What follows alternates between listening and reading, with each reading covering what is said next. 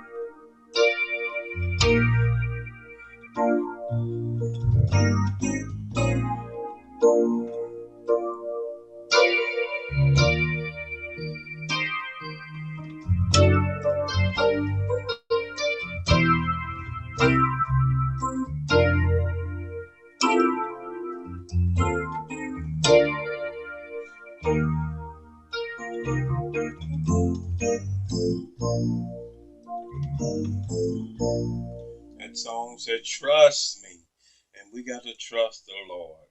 And the Lord, the Lord is saying in that song, "If you trust me, I will be with you."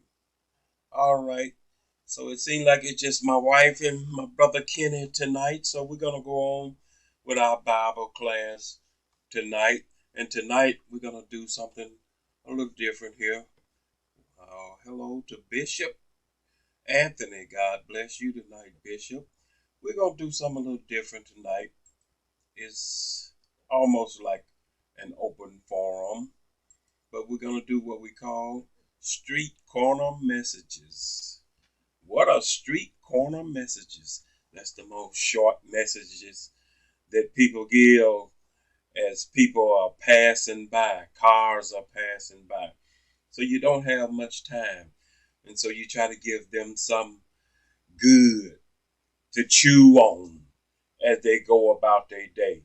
A quick message, something to help them throughout the day, something to let them know about God, know that he is real. So we're going to do some street corner messages. And what that entails is you never know who you're going to run into. You never know who you're going to meet. And so you just got to be prepared. you got to know the word of God. And so what I want y'all to do for me this evening is just give me the name of a person in the Bible. And I'm going to give you a street corner message on that person. Just give me the name of a person, and I'll try to get that person and say what I know about that person, give you a little message about that person. So give me the name of a person from the Bible. We just dealing with people, not necessarily subjects, but just people. Give me a person, and then I'll pull up a subject about that person. So give me a name. Hello to my cousin Muff. Hello, good evening, Muff, Annie, Ruth, Boo, all of y'all there in Florida. So tonight we're doing street corner messages tonight. Street corner messages. So y'all just give me the name of a person, and then I'll pull up a short message on that person. And my wife jumped off with Jehoshaphat. She pulled out a tough one on me. Jehoshaphat. Wow. That's a good one. I know him. Give me a minute to pull up. Get this joker right quick. Jehoshaphat. J-E. I guess that's how you spell it. Yeah. J-E-S-H-G. Jehoshaphat. He was the son of Peruah, and he was the one of the kings of Israel. He reigned after Asa died. Then came Jehoshaphat. And what is some of the things that Jehoshaphat did? And Jehoshaphat talked about going to battle. Hello to my cousin Shirley. God bless you this evening. All right. So we're doing street corner messages. Just give me the name of a person. And I'm going to talk a little bit, a quick message about that person. And Jehoshaphat was a king. That's who we're dealing with in the Old Testament, one of the kings. I think he was a king of Judah, and he had a little inquiry with the king of Israel.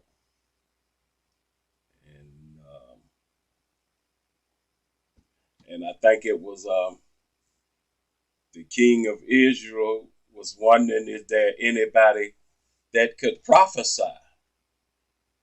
And they told him about Michael was a prophet. Good evening to my cousin Connie. God bless you this evening. Good to see you. We're doing street corner messages of different people. You just give me a person and I'll talk a little bit about them. So Jehoshaphat and the king of Israel had met, and the king of Israel talked about a prophet, and they said Michael. But he said, I don't like Micah because Micah don't never say nothing good. And Jehoshaphat told him, well, go ahead on and get him. Don't say nothing like that. So they went ahead on and got the prophet Micah. And before the prophet Micah got there, the other people told him, all the prophets done talk good to the king of Israel. I want you to talk good to him too. So when Micah got there, Michael began to say to him, go up and fight. It's going to happen. You're going to win. And then the king of Israel said, he said, are you telling me the truth? It don't sound right. He didn't feel right because this was different from what Michael had done before. He said, tell me the truth. And so Michael told him, said, you go up, you're going to be killed. You're going to lose your family and everybody. Then the king of Israel hollered out, see, I told you that he wasn't no good.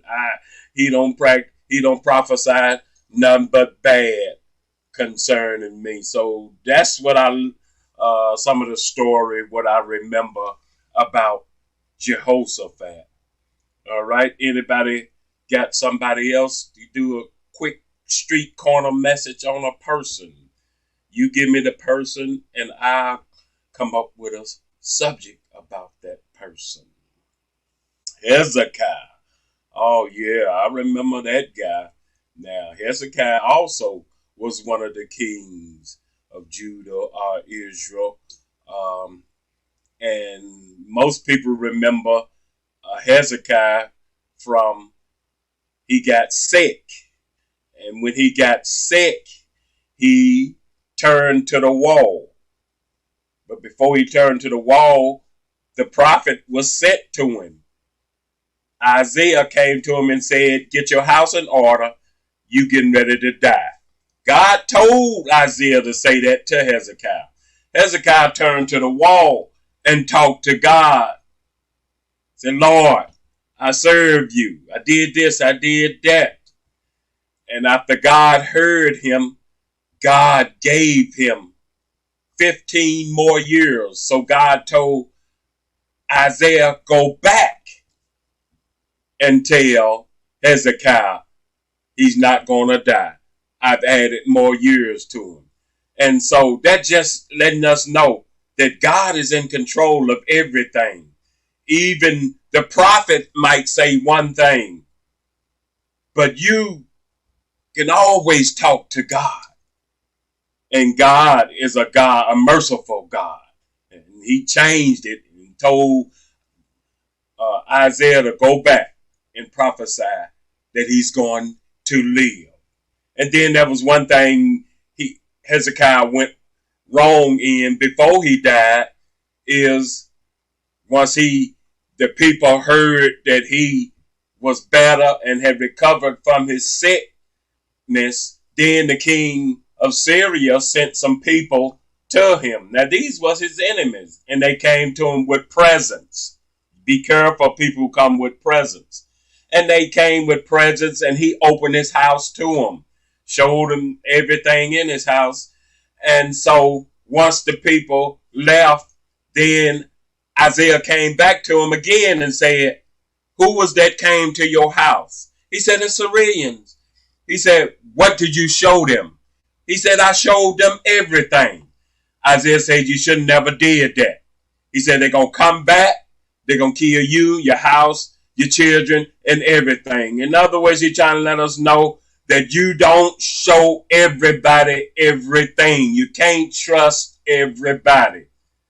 Some people take your kindness for weakness to get over on you. And that's what the Syrians did with Hezekiah. All right. Somebody else, give me another person. Street corner messages. Short messages on people. Somebody. Anybody. All right. So be careful. Be careful how you deal with people. Give me another person. All right. And don't be ashamed. Come up. You can do just like my wife. Give me anybody. The different Marys. Oh, man. You got Mary, who was the mother of Jesus. Then you got another Mary, who was the brother to Lazarus and the sister to Martha. And then you got, Muff, that's another one. You got Mary Magdalene. And Mary Magdalene was the Mary that Jesus cast a bunch of devils out of her. She had all kind of devils. Now, I think they say it's 7 devils in her that Jesus cast out of her. So that was another Mary. And then some say, I don't know. We weren't there, but some said there was a different Mary that came to Jesus and broke her alabaster box and poured ointment on him. Some said that was a different Mary. So Mary was a popular name back then amongst the different women in the Bible. Mary was a popular name. So you got Mary, the mother of Jesus, Mary, the sister of Martha and Lazarus, Mary Magdalene, the woman with those 7 devils. And that 7 devils represents, what she was struggling with in her life. Different things that she was trying to overcome. But it was attached. She couldn't get away from it. And we all sometimes got some things in our past that we trying struggling to get away from. But it's steady pulling us back to the path. And so Jesus came along and broke the chains that them devils had upon Mary Magdalene and freed her from her past.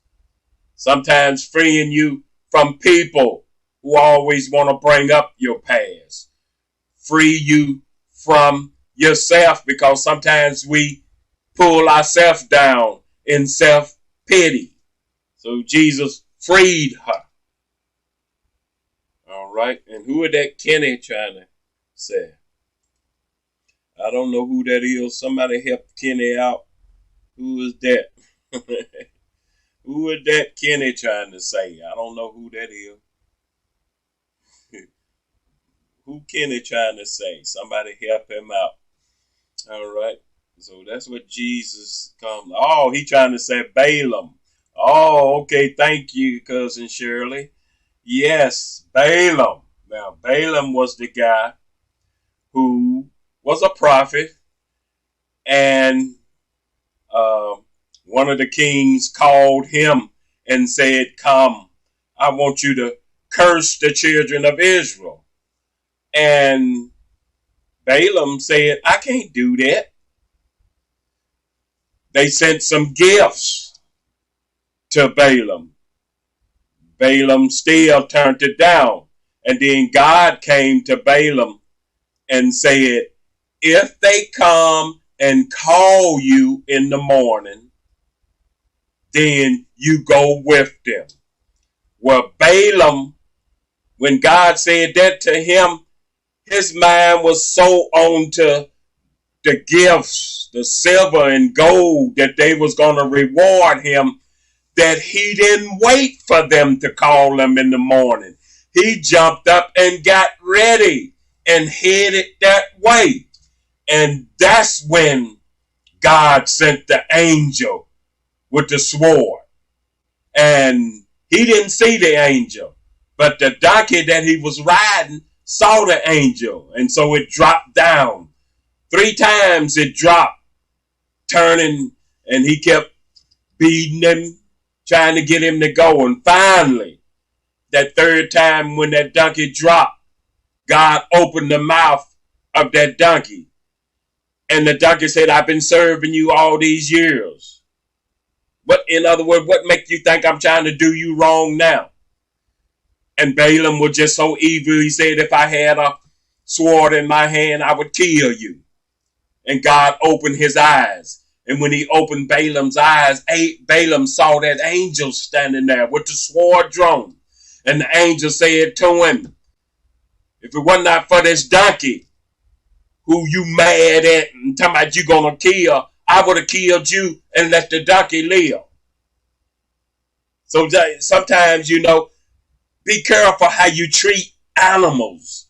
Sometimes animal can save you.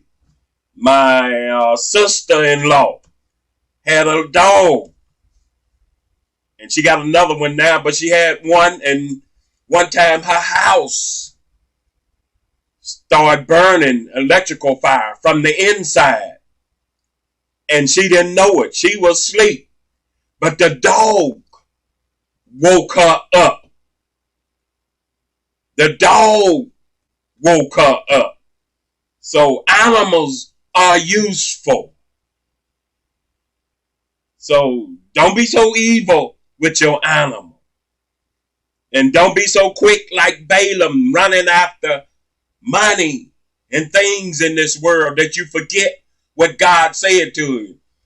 God said, go if they call you.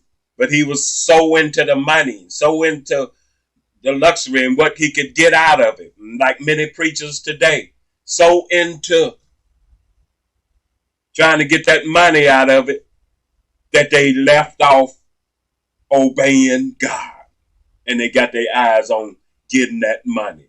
And that was Balaam's problem. All right, somebody else, these street corner messages. Let's get them in. Let's get them in. All right, be careful. And don't be so mean with your animal. Jesus. Oh, man, what can we say about Jesus? So much to say about Jesus, the Son of God.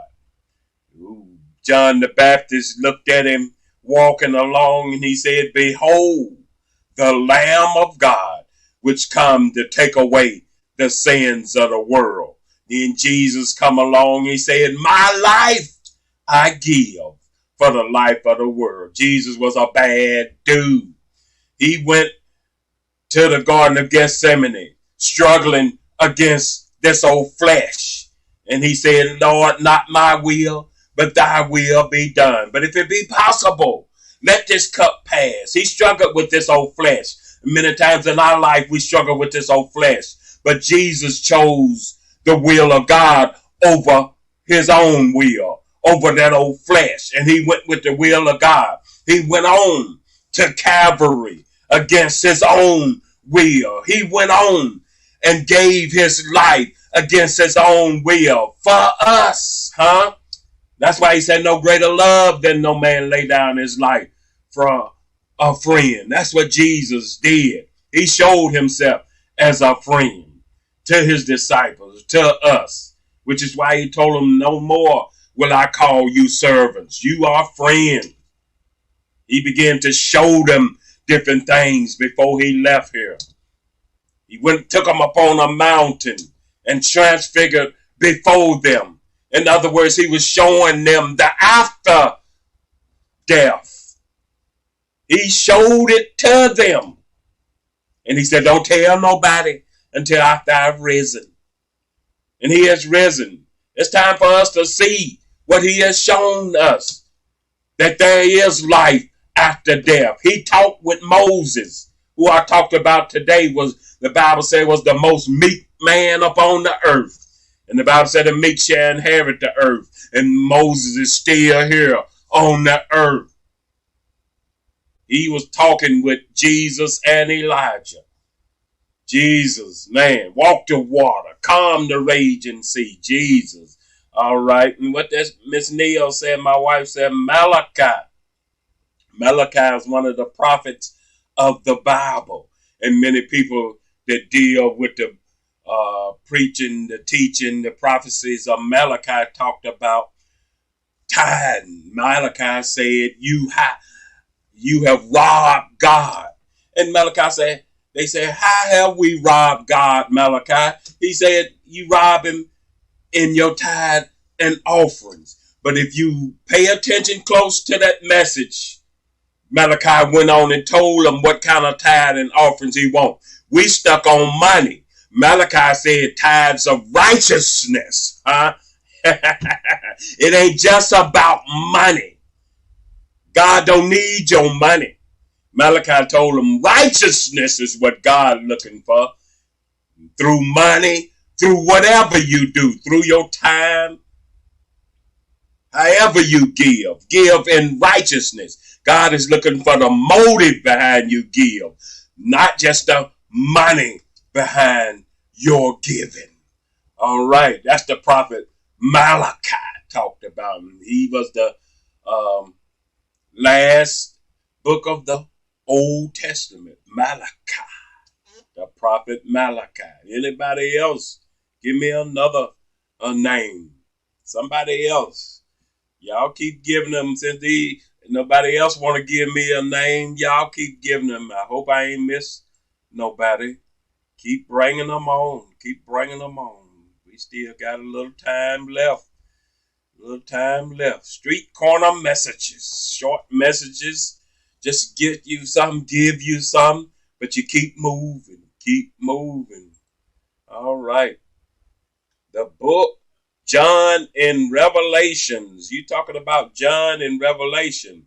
John on the Isle of Patmos in the book of Revelation was in exile. And a lot of people in exile in a place they don't want to be, they give up.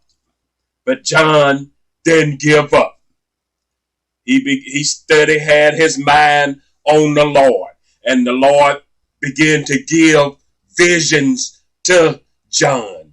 Began to show him, John, this is what I want you to say to the 7 churches.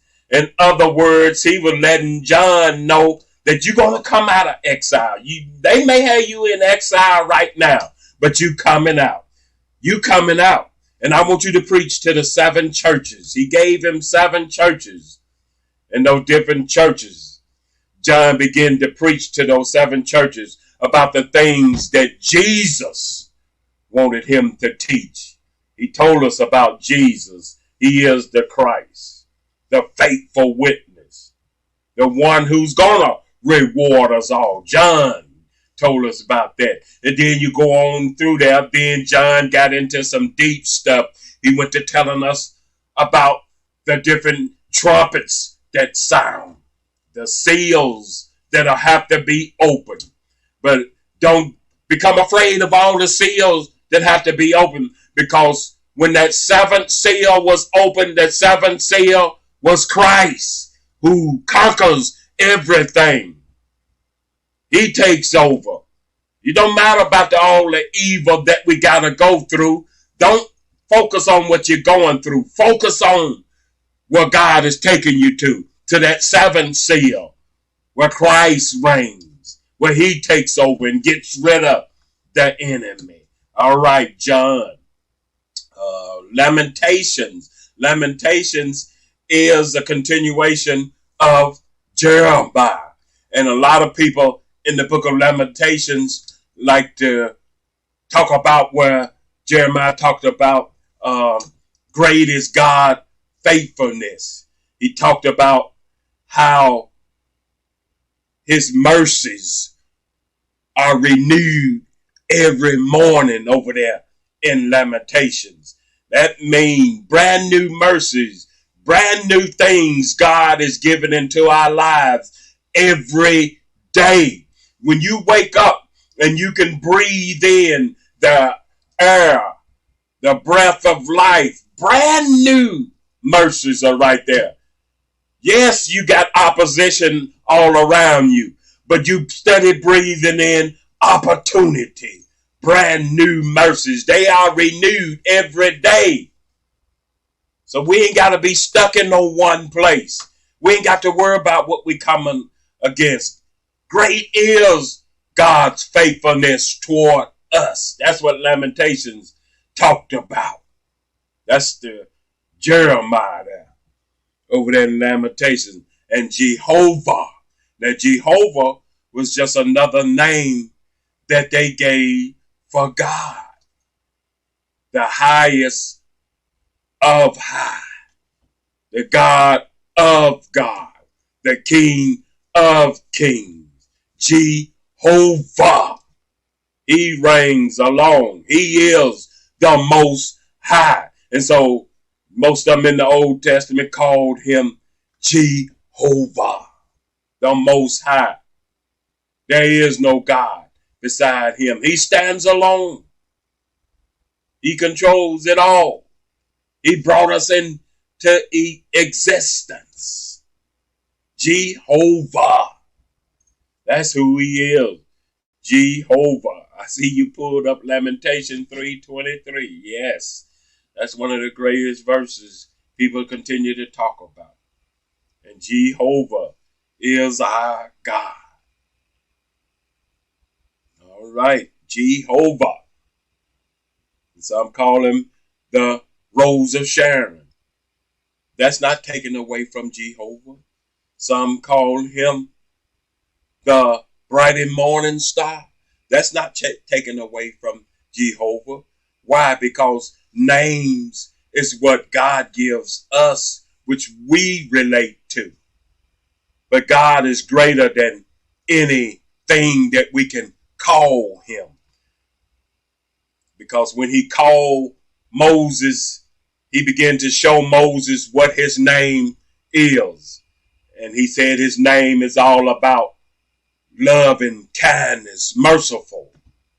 God's name is his attributes that you read about over there in Galatians 5:22. Love, joy, peace. That's the name of God. Faith, meekness, temperance.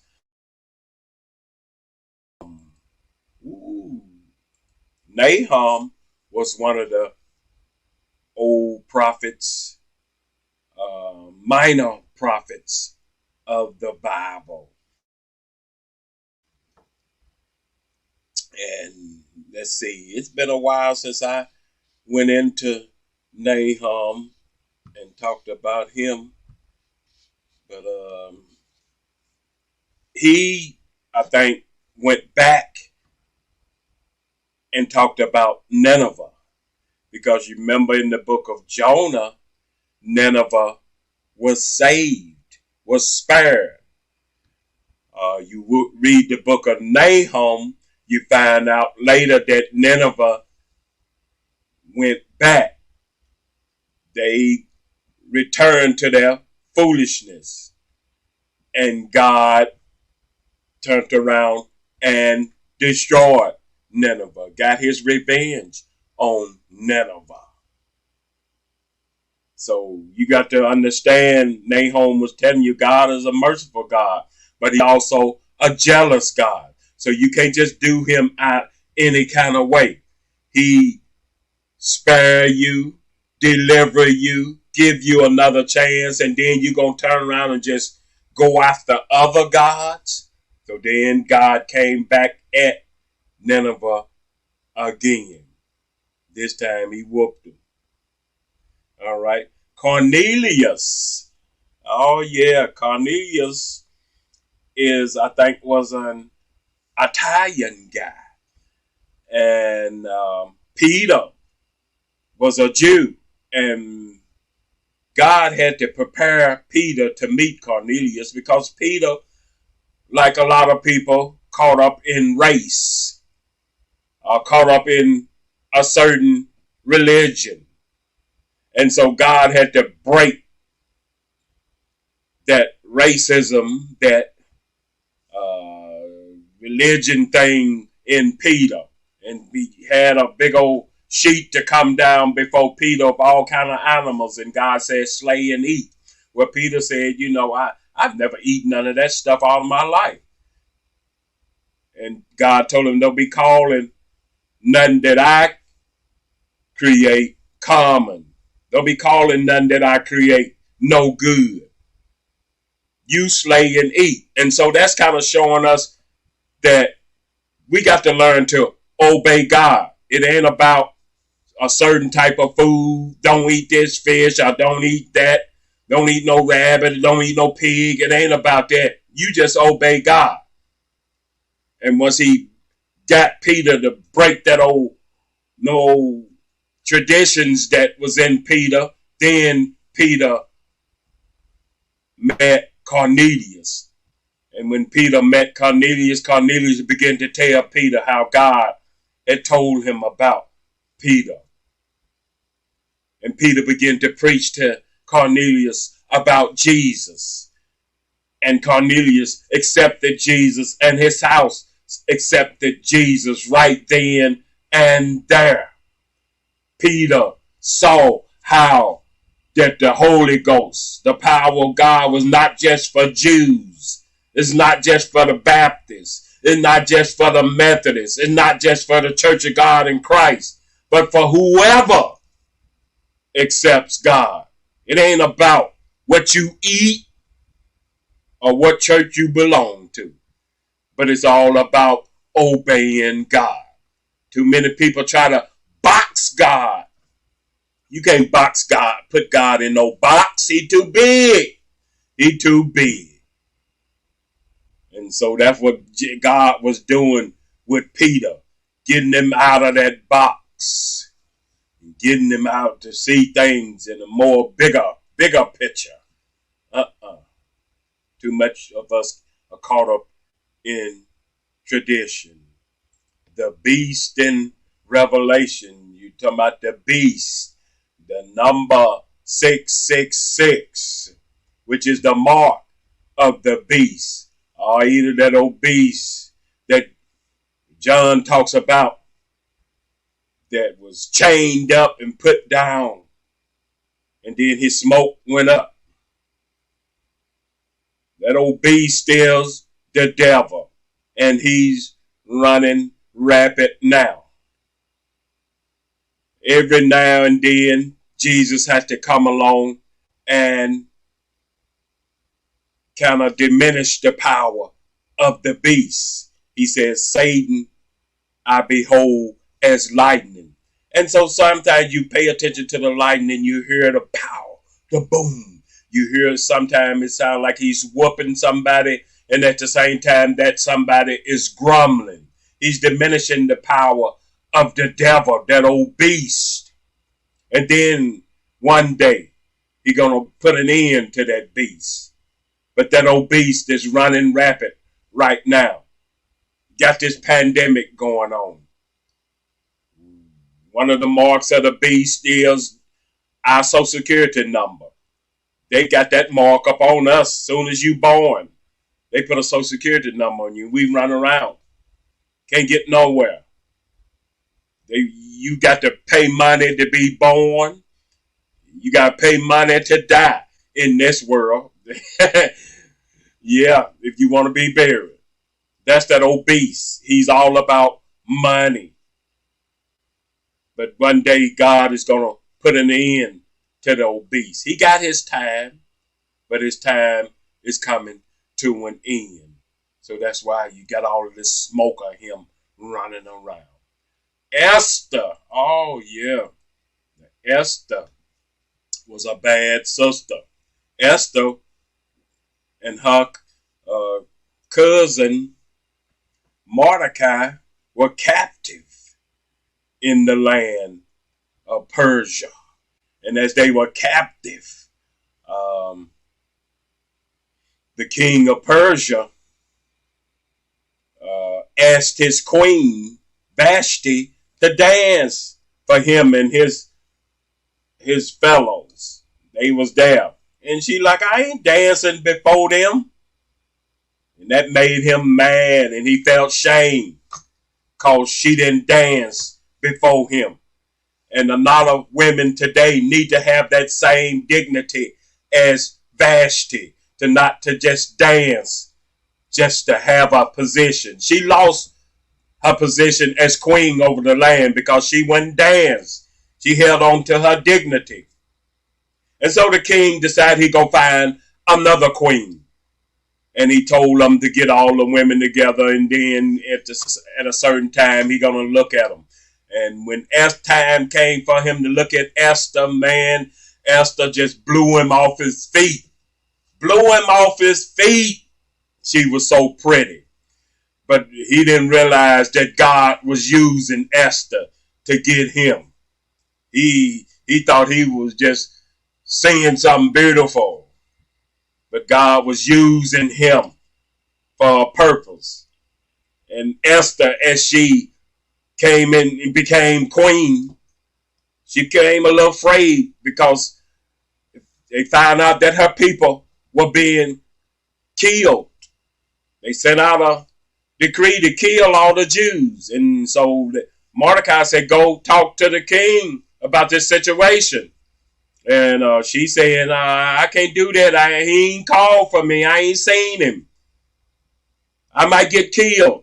Well, Mordecai said, if you don't rise up, then God gonna raise somebody up from somewhere else and destroy you and your fathers.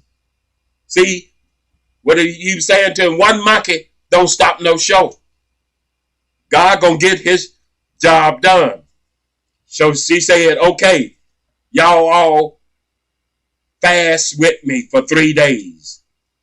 And she said, I'm going to see the king. And if I perish, let me perish. Sometimes some of us need a little gift stirred up in us to give us that push to go on and do what we're called to do. And because she went on and put her life on the line, her life was spared and the Jews were spared. So don't be selfish and worry about yourself. You put your life on the line, you'll find out that God will spare you and others. That's what happened with Queen Esther. Oh man, the man Job, a man that showed a lot of patience. Devil came after Job. Job, Bible said, was perfect, was the most perfect man in his time. And so devil came after him because the devil don't like when you serve in God. He want to tear you down some kind of way. But remember, he had to get permission. So the same thing is with us. The devil can't touch us unless God give him permission. But he only going to give him permission to do so much. In other words, the devil is limited to what he can do to us. He was limited to what he could do to Job. He couldn't touch his soul. You can strike his body, and like he's striking us now with this pandemic, with cancer and other things. He's striking our body, but he can't touch our soul. And that's what he won't, because the devil figures if I can get you to cry out enough, be in enough pain, that you'll give that old soul to him. He can't take it because you got power over him. Jesus told you that. I give you power over Satan, power over all the power of the enemy. So Job had that power. But he let that old devil strike our body. And he struck him. He brought him down. He took down his finances. He took his children, all his boys. That hurt. And you notice when you read the book of Job that when he took his camels and his cattle and all of those things, Job said, blessed be the name of the Lord. When he took his sons, the Bible said that's when Job dropped to his knees. In other words, you can replace cars. You can replace things. But it hurts when that old devil take your children. And he dropped then. But he still, the Bible says, he wasn't sin. He wasn't sin. It hurt him. It hurt him. But he wasn't sin. He held on to God. Devil was working on him. And then he went wrong when he began to question what was going on. He didn't know what was going on. So he began to question God about the situation. I ain't did nothing wrong. And so that's when God came down in that whirlwind. So who is this doing all this talking? Where were you at when I did this and when I did that? Where were you at when I put the earth on its foundation? Job said, I spoke too soon. I ain't going to say no more. And then because Job was a righteous man, God ain't going to let the devil get the best of you. The Bible said God restored Job double for his trouble. Gave him more children. Gave him some sons to carry on his name. Said his daughters were some of the most beautiful daughters. So God will turn your ashes into beauty like he did with Job and Adam. All right, we're going to end it here with Adam. Adam, the first man born, the first man created. He wasn't born of God. He was the first man created. And Adam, from him, when God created him, he created within him woman. So while he was alone, woman was within him.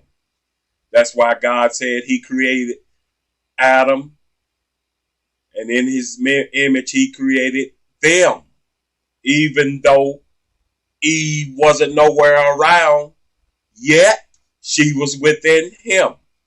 And that's an indication of how we are with Christ. We're in him. He was in the beginning.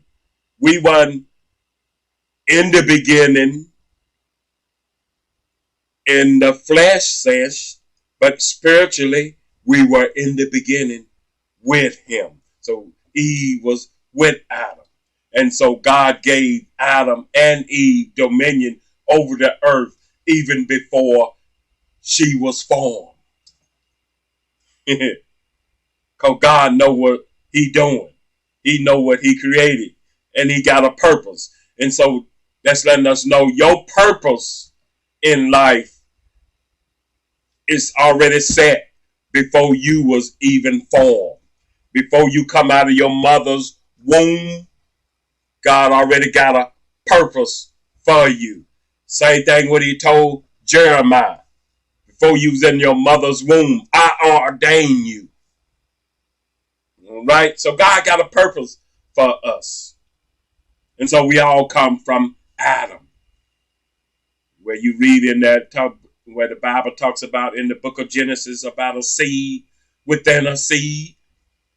Adam is that seed. And within that seed, that's why how the people are studied being born. Because from that one seed within, from Adam came everybody. Good and evil. They both came through Adam. And their first son that they had was evil. That's why Eve told Adam she's having him another son. After Cain killed Abel, she had Seth to replace Abel. Abel was a good son. And so that old devil, he's always out to destroy the good. So she had another son, Seth.